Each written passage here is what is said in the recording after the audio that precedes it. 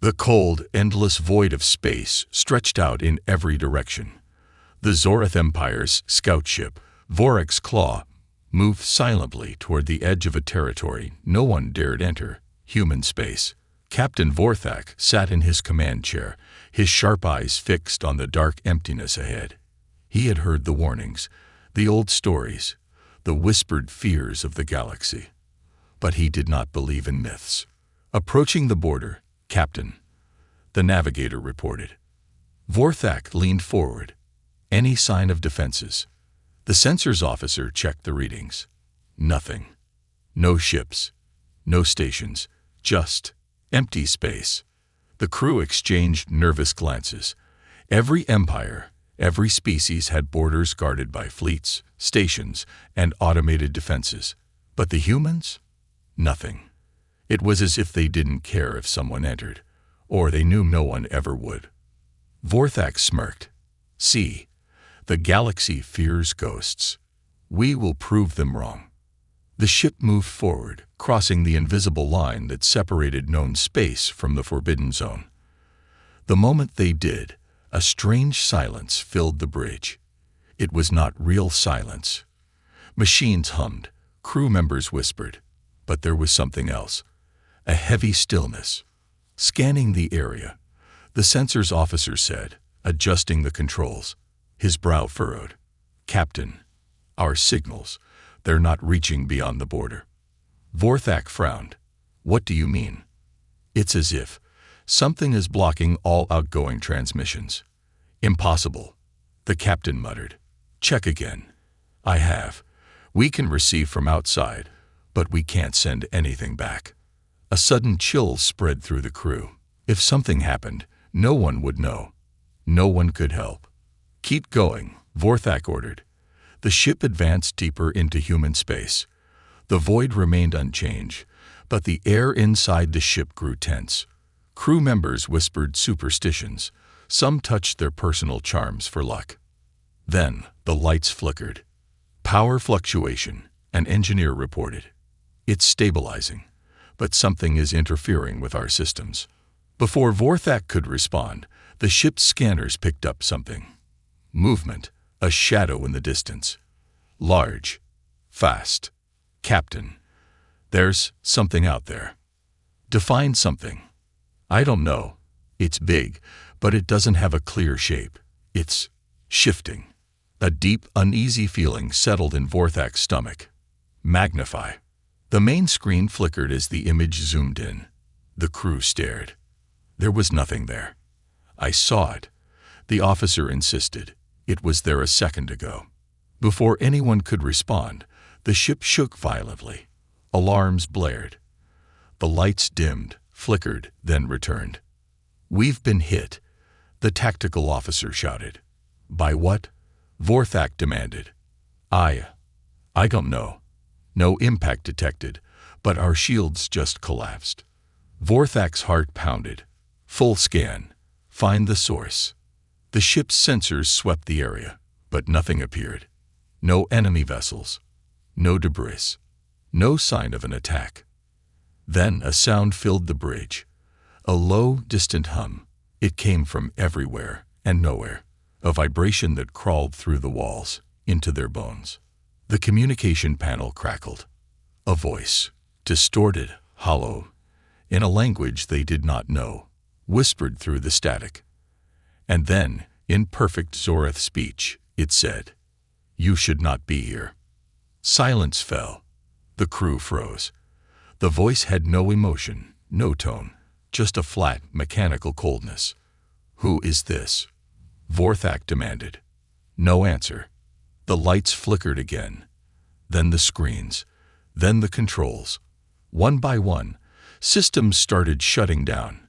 Weapons, engines, shields. The hum grew louder. The ship trembled. Something is inside, a crew member whispered.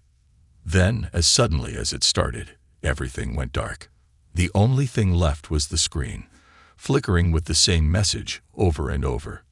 Levy. Vorthak gritted his teeth. He was not afraid of ghosts. He would find out the truth. Restart all systems. We are not leaving yet." And as he spoke those words, something moved in the darkness outside. Watching. Waiting. The hunt had begun. The Zoreth Empire's War Council chamber was filled with tension. High-ranking officers, diplomats, and strategists sat around the massive circular table, their faces grim. The room was dimly lit, a traditional sign of mourning. A single holographic projection floated in the center. Vorek's claw had vanished. Grand Strategist Vothan folded his 4 arms across his chest. His voice was heavy. An entire scout ship, gone. No distress signals. No wreckage. No survivors. The murmurs around the table grew louder. Some officers shifted uncomfortably. Others whispered among themselves. They all knew the stories, the warnings, the old fears passed down through generations. But those had always been dismissed as exaggerations. "This confirms what we have always believed," said an older diplomat, his skin dark and rough with age.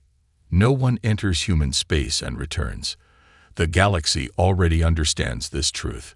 We should not disturb it." A younger officer, Trilak, scoffed. "With all due respect, that is nonsense. Are we truly going to believe in myths? That the humans have some supernatural power?" He turned to the council. "We are the Zoreth Empire. We have conquered systems, crushed fleets, and bent entire civilizations to our will. And now we cower before an empty void.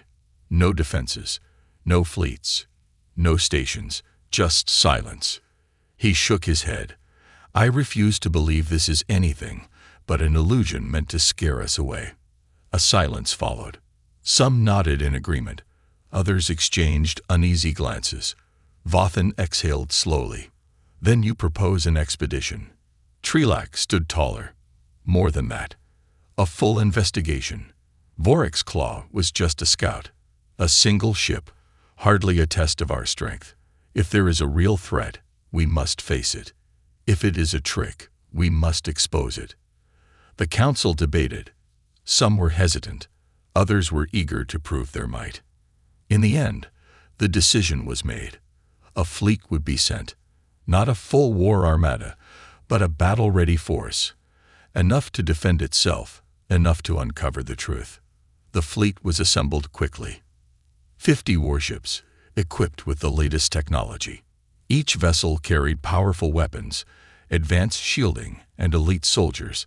Trilak was given command, his confidence unwavering. As they left the homeworld, a final message arrived from an unknown source. No origin, no signature.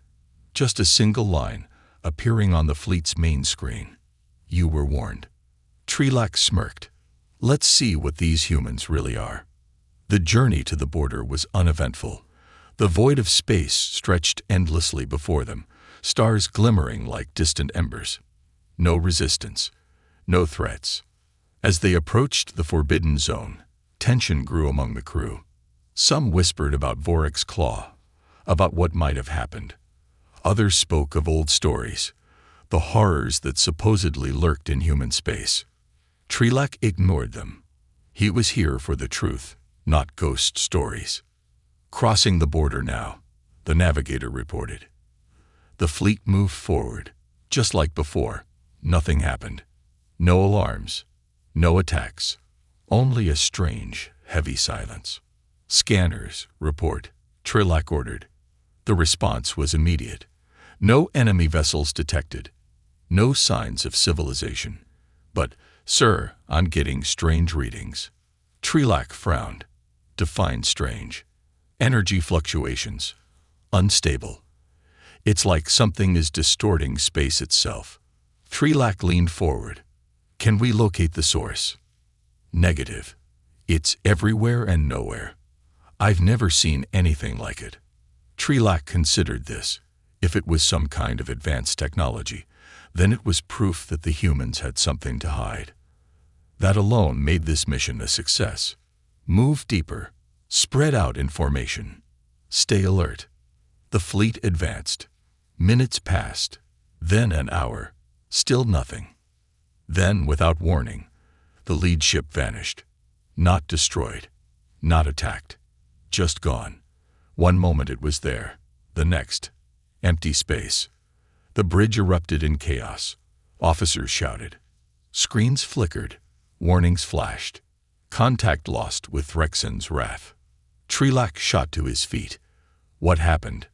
No explosion. No impact. It just disappeared. Before he could respond, another ship blinked out of existence. Then another. Panic spread. The fleet was vanishing before their eyes. Pull back. Retreat. Trelak shouted. The remaining ships turned, engines roaring to escape, but the void itself seemed to close around them. Space, once vast and open, now felt suffocating. One by one, the ships were consumed by the darkness. No screams, no wreckage, just silence. Trelak's own ship was the last. As his crew struggled to escape, the lights flickered. The screens distorted. A voice echoed through the ship, cold, hollow. You were warned. Trelak barely had time to process the words before his world turned to black. Darkness, cold, silence. Trelak's mind swam in confusion. His body felt weightless, yet he could sense the hard metal floor beneath him. His head pounded. The air was stale. The hum of the ship, the usual comforting background noise of engines and systems running, gone. He forced his eyes open. The dim emergency lights flickered. Shadows stretched along the walls, shifting as if alive. He pushed himself up, his limbs sluggish. His uniform felt heavier than before. Around him, bodies lay motionless. His crew. For a terrifying moment, he thought they were dead. Then one of them groaned. Another coughed. Status report, he croaked. His voice echoed unnaturally in the silent ship. A communications officer, Karvik, sat up, shaking his head. Systems are down. No power. No signals. His eyes darted around. Where is the fleet? Trelak turned to the main viewport, his breath catching in his throat. Nothing. No stars. No planets. No wreckage. Just a void so complete, so absolute, it felt as if the universe had ceased to exist outside the ship. Then something moved. Not outside. Inside. The shadows along the far wall twisted, shifting unnaturally. A deep, resonant hum vibrated through the floor. Trelak reached for his sidearm, but the weight of his weapon was gone. Weapons locker. He needed to get to the weapons locker. Move, he ordered, pulling Karvik to his feet. The others followed, stumbling in the dim light. The ship felt wrong. The walls pulsed, the air felt thick. The corridor seemed longer than before, stretching impossibly far. Trelak didn't believe in ghosts, but this felt like something beyond technology. As they reached the armory, a whisper slid through the air. Not words, not a voice, just something. Cold, ancient, watching. Karvik trembled. Captain, something is here. The door to the weapons locker was slightly open. That was impossible. Security locks prevented it from ever being left ajar. Trelak pressed his hand against the scanner. The door hissed open. Inside, nothing was missing. Rifles, plasma cutters, sidearms, all in place. He grabbed a weapon, passing them out to the crew. Then he noticed something that shouldn't be there. In the center of the room, lying perfectly still, was a helmet. It wasn't Zorath design. It was sleek, dark, and eerily human. Trelak took a slow step forward. The moment his boot touched the floor, the helmet moved. Not slid, not rolled. Moved, as if it had turned to look at him. Karvik gasped. Someone behind them muttered a curse. Trelak swallowed. He wasn't going to let a piece of human equipment unnerve him. He reached down, fingers inches from the surface. A single word echoed through the room, though no mouth spoke it. Why? The ship trembled. The emergency lights flickered wildly. A piercing tone rang through the air, drilling into their skulls. Trelak jerked his hand back. Move. Now. The crew bolted out of the room, weapons in hand. The corridors had changed again. Doors where there were none before.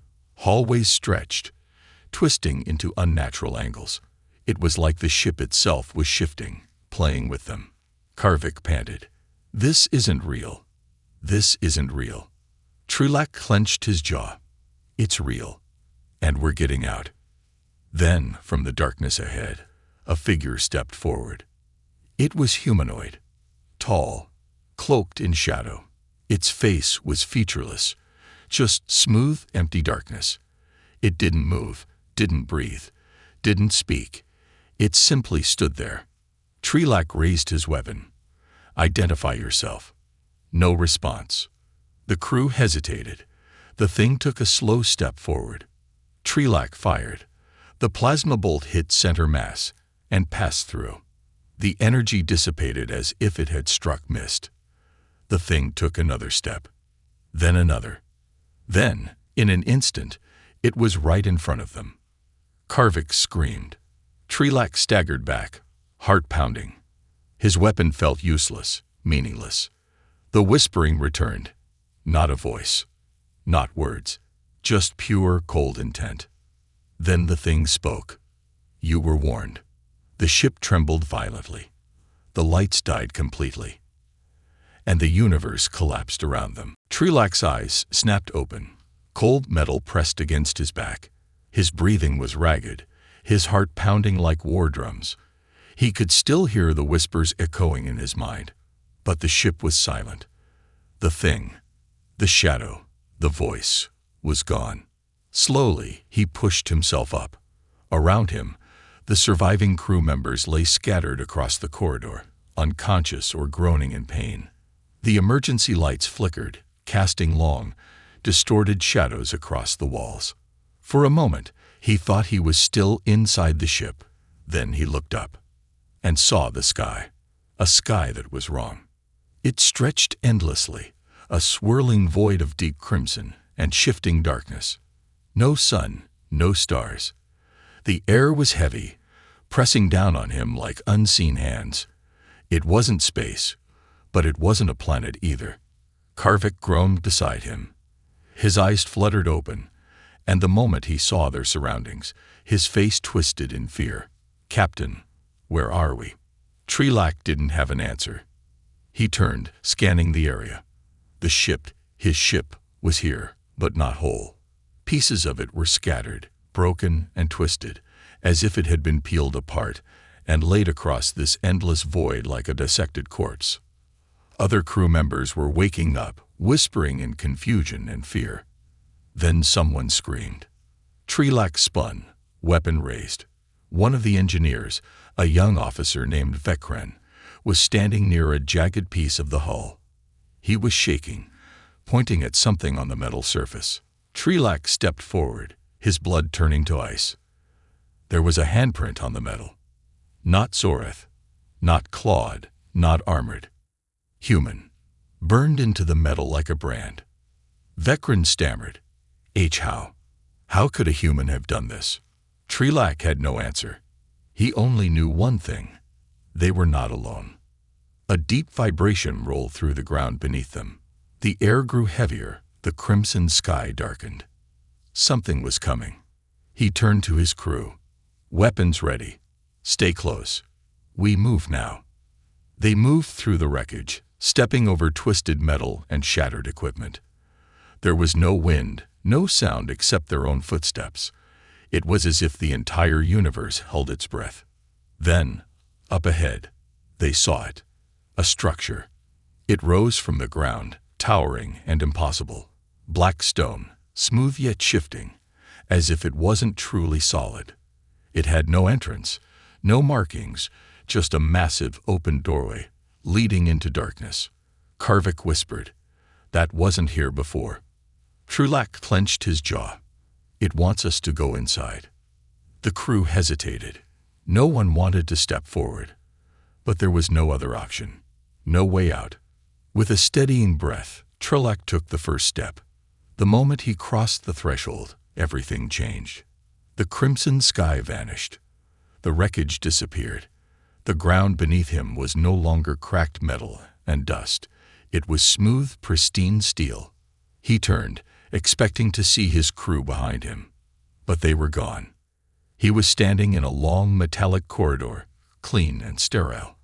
The lighting was dim, but functional. It looked familiar. Then he realized why.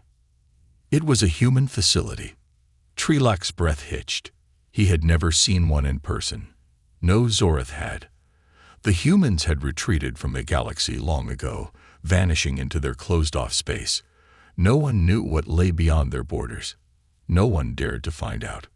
But now he was here, alone. A sound echoed down the corridor. Footsteps. Slow, deliberate. Trelak tightened his grip on his weapon. The footsteps stopped just ahead, around the corner. Then a voice. Calm, measured, almost amused. You shouldn't be here. Trelak's pulse pounded in his ears. He raised his rifle, stepping forward. A figure emerged from the shadows. A human. Tall, broad-shouldered, wearing a dark, form-fitting uniform. His eyes were sharp, cold, calculating. His presence radiated control. Trelak had studied human physiology, but seeing one in person was something else entirely. There was no fear in the man's face. No hesitation. The human tilted his head. Curious. You're not the first. Trelak steadied himself. Who are you? The man smiled faintly. No one important. Just someone cleaning up a mess. Trelak narrowed his eyes. Where is my crew? The human's smile faded. They're in between. Between what? The man's gaze darkened. Between existing and not. A chill ran through Trelak's spine. What does that mean? The human sighed, almost disappointed. It means you made a mistake. Trelak's fingers tightened on the trigger. What is this place? The man gestured around them. A test. A warning. A graveyard. Trelak's breath caught. What happened to my fleet? The human took a step closer. They're learning the lesson. Trelak felt a deep, gnawing dread. He was no longer certain if this was a negotiation or a sentence. Trelak's grip on his rifle tightened. Every instinct screamed at him. This was wrong. This human was wrong. He wasn't afraid. He wasn't even concerned. He stood there, watching, as if he had already decided how this would end. Trelak took a slow step forward, his voice steady.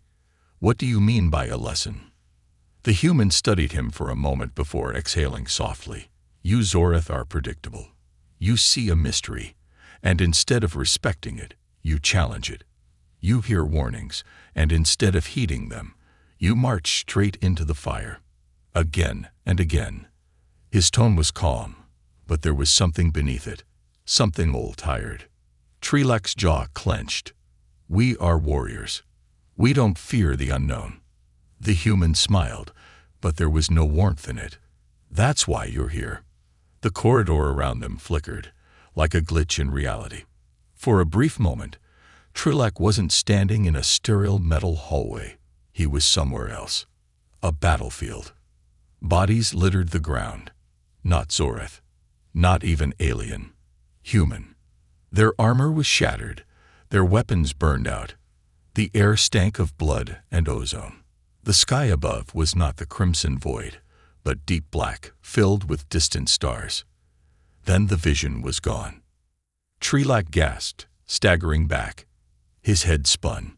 His crew, his fleet, what had happened to them? The human was still standing there, completely unaffected. He watched Trelak with something like pity. Trelak's voice was hoarse. What was that? The human's eyes darkened. A memory. Trelak swallowed. Whose? The man didn't answer. Instead, he turned and began walking. Come with me.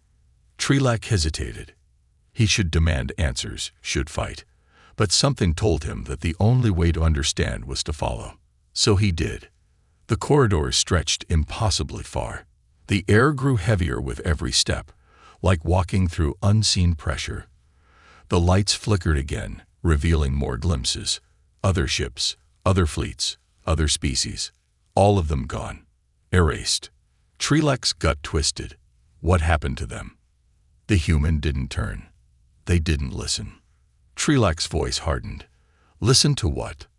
The man stopped. They had reached a massive door, tall, dark metal, covered in strange patterns.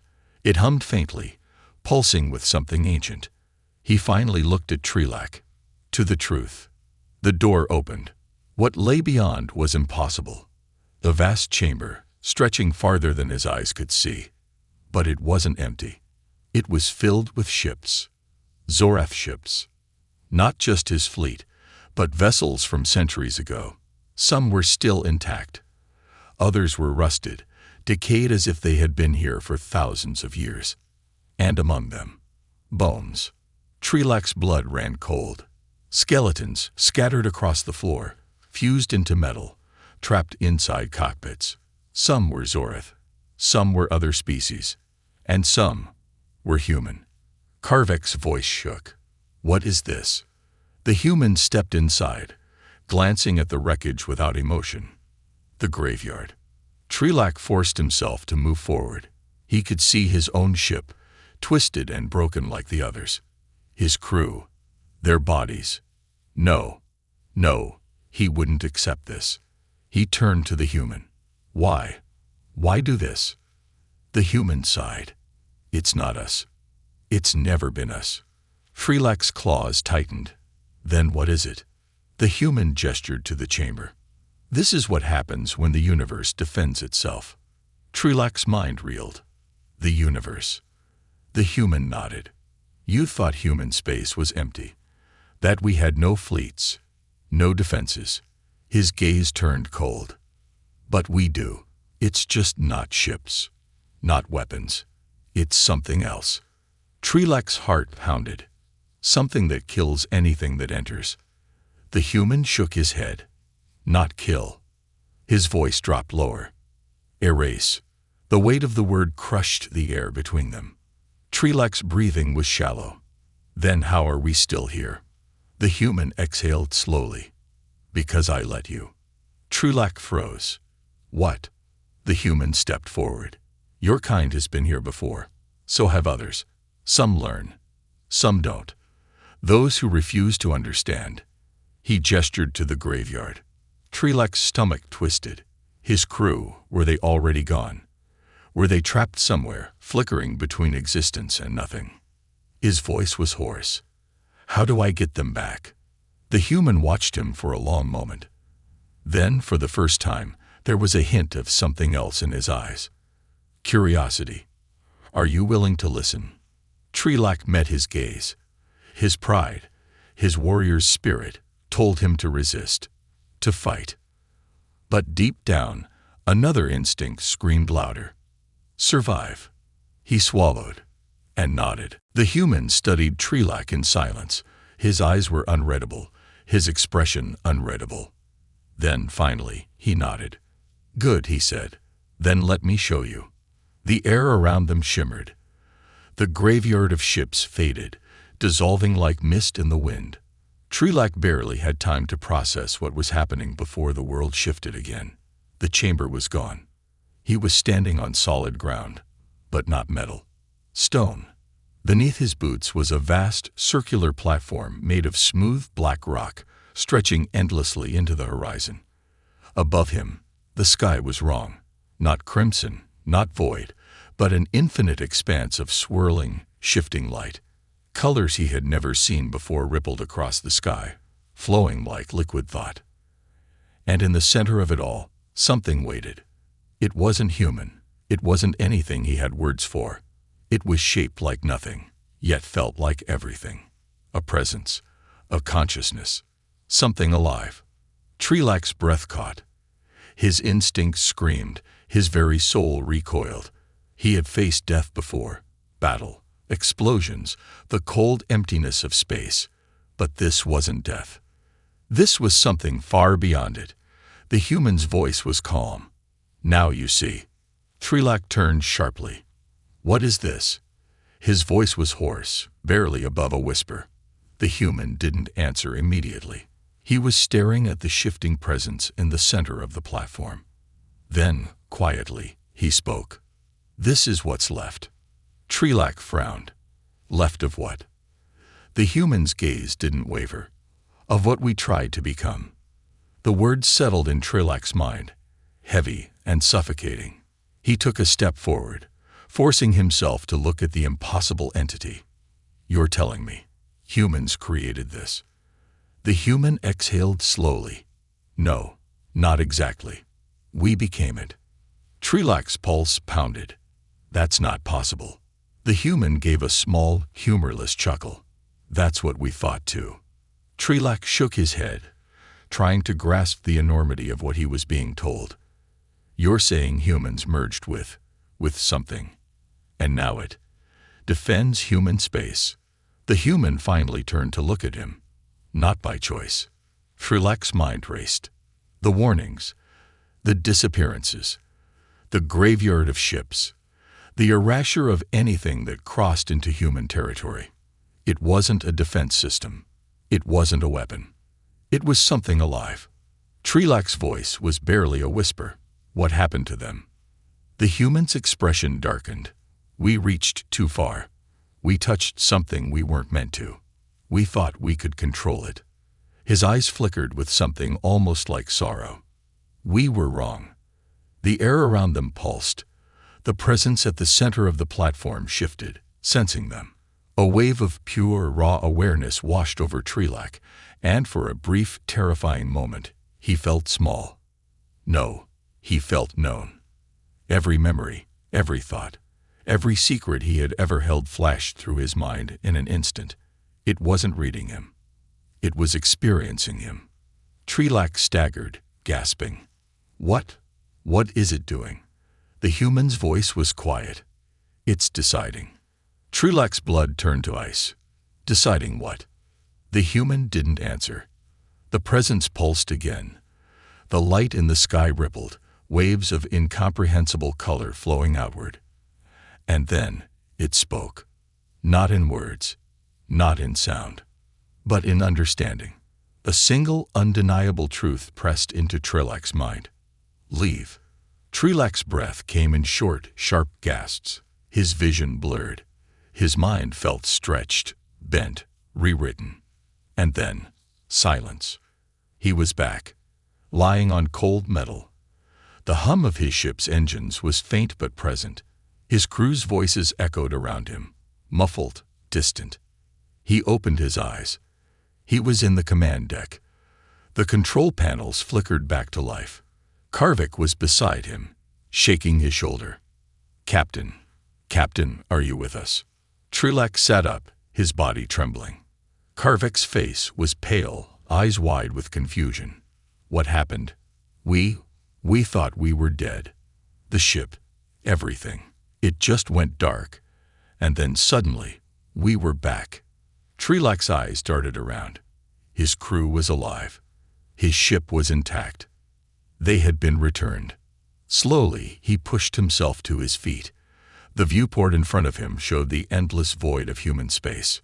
Still, silent, watching. He turned to his crew, his voice steady, despite the weight in his chest. We're leaving. Karvik blinked. Sir. Trilak didn't waver. Set course back to Zoreth space. Now. No one argued. No one questioned. As the ship powered up and the engines roared to life, Trilak took one last look at the abyss outside. It wasn't a territory. It wasn't a battlefield. It was a warning, and he understood it now. As the ship turned away, leaving human space behind, one final thought echoed in his mind. The human's last words before everything had gone dark. Some learn, some don't. Trilak clenched his fists. He had learned, and he would make sure no one else made the same mistake. The ship cut through the void of space, leaving human territory behind at maximum speed. But Trilak knew they were still watching. He sat in his command chair, staring at the blackness beyond the viewport. His claws drummed against the metal armrest, his body tense. His crew had no idea what had truly happened. They only knew they had come back. He had come back. But something was different. His mind still ached from what he had seen, what he had felt. That presence, that vast and incomprehensible intelligence. It had touched him. And in that single moment, he had understood something that no Zorath, no species was ever meant to know. Human space wasn't empty. It was occupied. Not by a fleet, not by an empire, but by something that had once been human, and was now something else entirely. Karvik's voice broke through his thoughts. "Captain, we're approaching the border." No signs of pursuit. Trelak exhaled slowly. He had expected as much. Humans, or whatever they had become, didn't pursue. They didn't need to. If they wanted someone gone, they didn't chase them. They erased them. Trelak turned to Karvik. "Send a message to High Command. Priority 1. Karvik hesitated. "Sir." Now. Karvik didn't question him further. He relayed the order, and soon, the communications officer signaled that the encrypted transmission had been sent. Trelak knew what would happen next. His superiors wouldn't believe him. The Zorath had spent centuries speculating about humans, mocking their retreat, their secrecy. They would assume he was delirious, affected by some unknown human weapon. But he didn't care. He had seen the truth. The Zorath weren't the strongest. They weren't the most advanced. They were children playing at war, stepping too close to something they could never hope to understand. He leaned forward, speaking softly. "Karvik, tell me something." The officer straightened. "Yes, Captain." Trelak's claws tapped the armrest again. "Before we crossed into human space, what did you believe about them?" Karvik frowned, uncertain. That they were weak, afraid. They built their walls because they couldn't fight us. That's what we've always been taught. Trelak nodded. That had been his belief too. He had thought of humans as cowards, a species too terrified to face the galaxy. But now he understood. They didn't build walls to keep us out, Trelak murmured. Karvik tilted his head. "Sir." Trelak's gaze remained fixed on the stars. They built them to keep themselves in. A heavy silence filled the bridge. For centuries, the Zorath had spread through the galaxy, conquering, dominating, proving their strength through battle. They had never feared anyone. But now, for the first time in his life, Trelak felt something new. Not fear of death, not fear of losing, but fear of something far worse. Erasure, not destruction, not conquest, just vanishing. He had seen the ships in the graveyard, hundreds of them, from species that had been forgotten, not because they were defeated, but because they had never returned. Karvik shifted uncomfortably.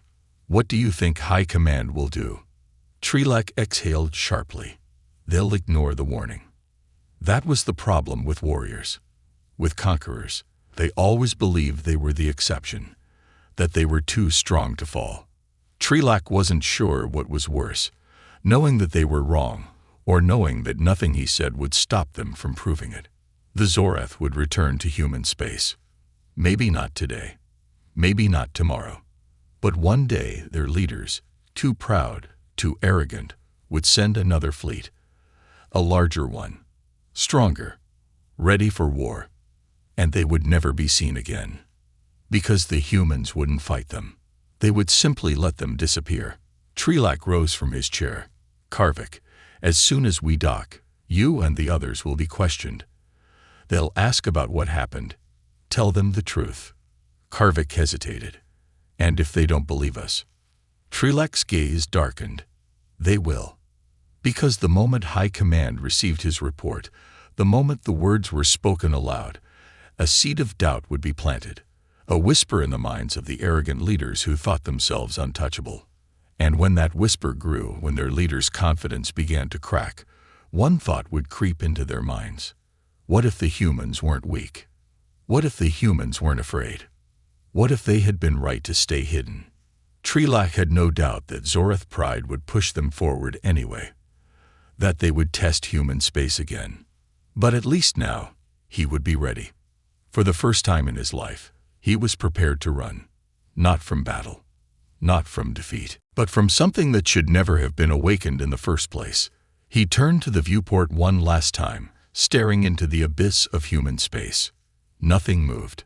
No ships, no signals. Just an endless, watching silence. He swallowed.